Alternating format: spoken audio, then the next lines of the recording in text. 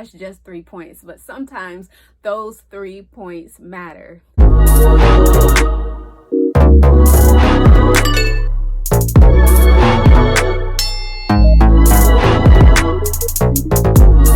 Hi everyone, and welcome to a new video. Today I will be giving you 5 tips for thriving in your graduate school coursework. These tips have come from my experience as being a full-time graduate student while also working 20 hours a week during my assistantship.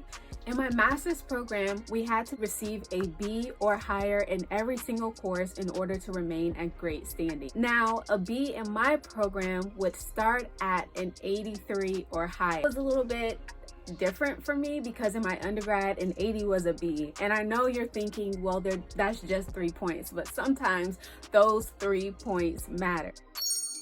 Always review your syllabus, because inside of this syllabus you will see the different deadlines that are upcoming, and you can mark that in your agenda. You can also set alerts for yourself for those upcoming deadlines. So if something was due at the end of August, you might want to set an alert in your calendar for August the 15th to kind of remind you.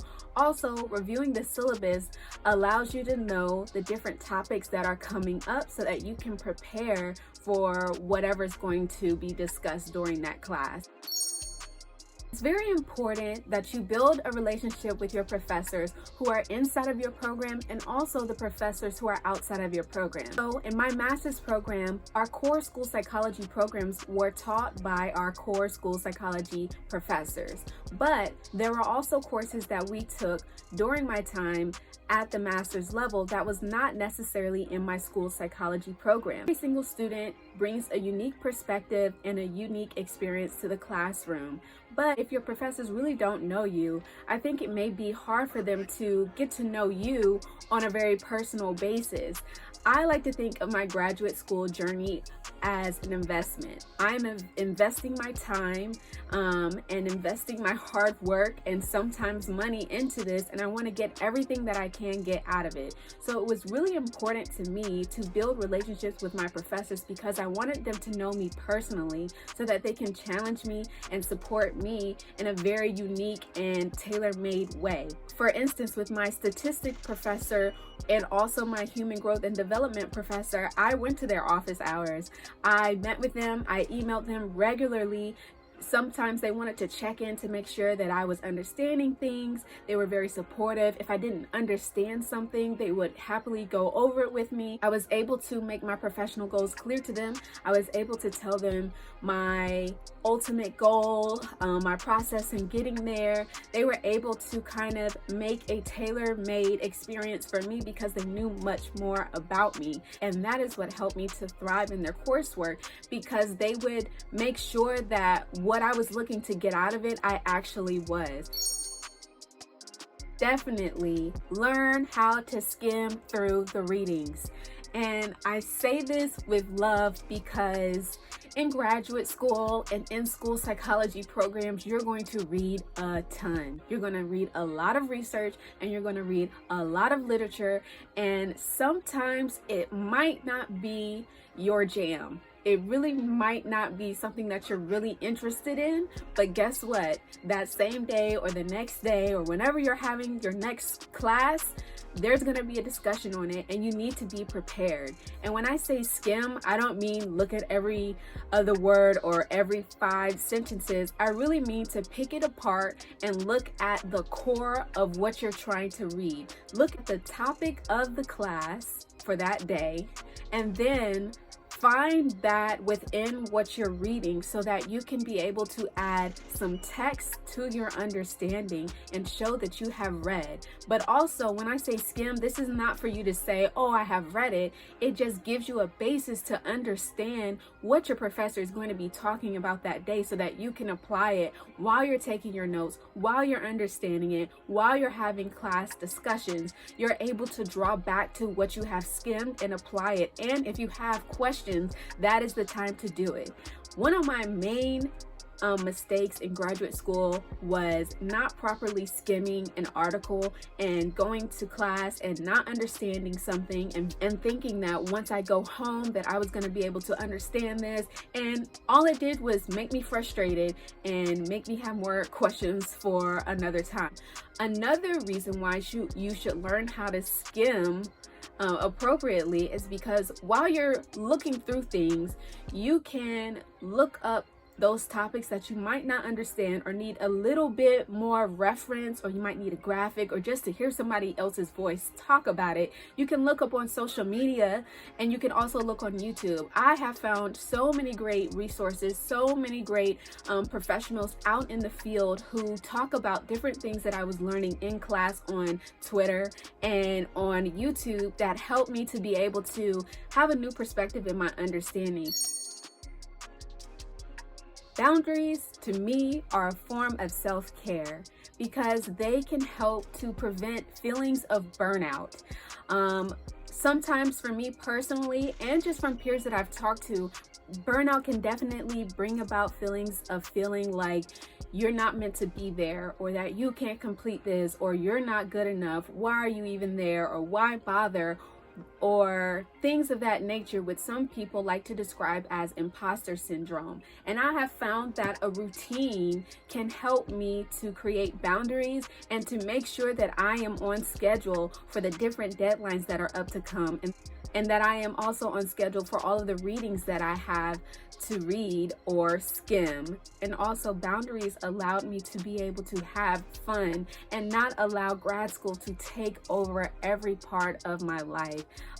That is something very key, is that especially if you took a gap year and you're not coming straight from undergrad, that break can kind of get you kind of off the school routine, but building a routine and establishing boundaries allowed me to have a healthy work, school, and fun lifestyle that allowed me to be happy in grad school and want to go back for more school, and also be able to have a 4.0 and enjoy my time in grad school.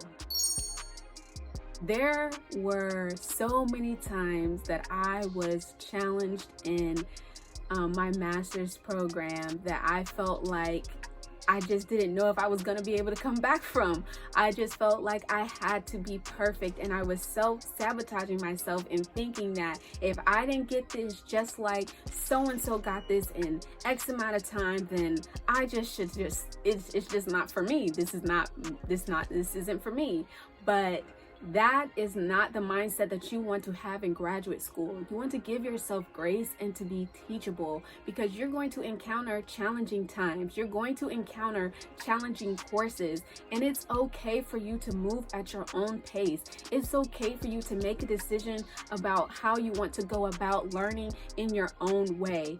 And that kind of goes along with my tip about making sure that you're developing a relationship with your professor, because they're going to try and help you be your best self in that course. During the last semester in my stats program, I was kind of going through a lot of different things. I was completing cases in our psychological clinic. I was making sure to show up at my practicum each week and make sure my hours are up to date. I was flying all over for my doctoral program interviews, and I was making sure that I was maintaining a great grade in my other 3 courses at the time, and I was just overwhelmed because statistics is something that has really always been a challenge for me. I have struggled in it and I have grown from it, and each time I will say that I have gotten better, and I even surprise myself and my professors sometimes with my growth and how I'm able to master it. But the reason why I say this is a great story for giving myself grace is because I literally had to practice statistics every single day. Like, I would have class, I think, on a Thursday, and I would have to practice it for at least 20 minutes Friday, Saturday, Sunday, Monday, Tuesday, Wednesday, and then coming around to Thursday. And guess what? I still had questions when I came back to class. So statistics was something that really showed me the true value in giving myself grace. And I had to tell myself, you need to make sure that you're doing the best that Erica can do in this course. And so that was practicing on it every day and giving myself grace and knowing that this is my experience in graduate school. And that's also why I say that you need to have a great relationship with your professors in and outside of your program, because while my stats teacher, she was not in the school psychology program, but I showed up at her office hours. I emailed her. We talked regularly because she wanted me to be the best Erica in that classroom. So giving yourself grace is something that you're just gonna have to learn how to do. It sounds like, oh, that's easy, but sometimes it can be really hard when you're in a cohort and there may be people who get something so quick, and you might feel like, well, I have experience in this, or I did this, I should be able to get this.